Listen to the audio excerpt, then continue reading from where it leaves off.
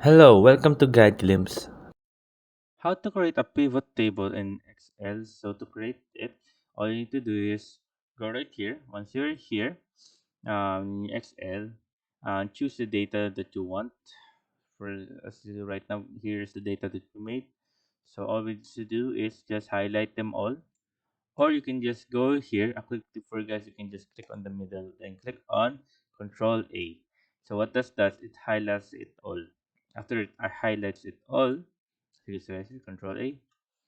Then click on insert. After clicking on insert, you will see right here a pivot table. Where we go? There we go. Then pivot table.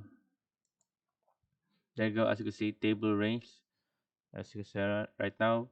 But we're here. We are allowed to choose new worksheet or existing worksheet. But for now, we're gonna do the existing worksheet.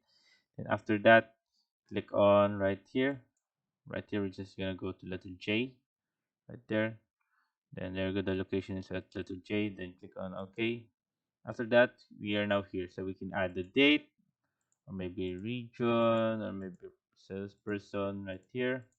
We can add all of those if we want.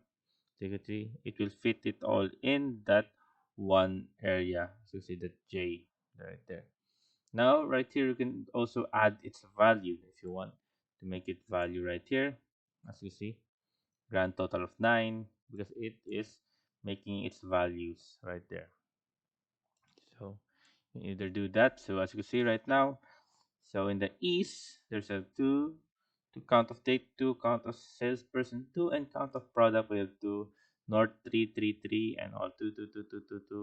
And the grand total of count of date is 9, and the grand total of count of salesperson is 9, and the grand total of count of product is 9.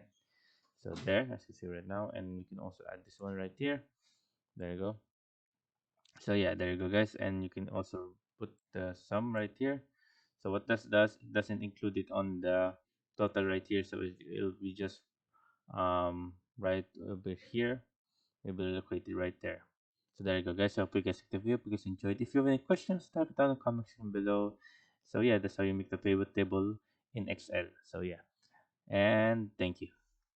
If you like the video, please consider giving us a thumbs up and subscribing for more content like this.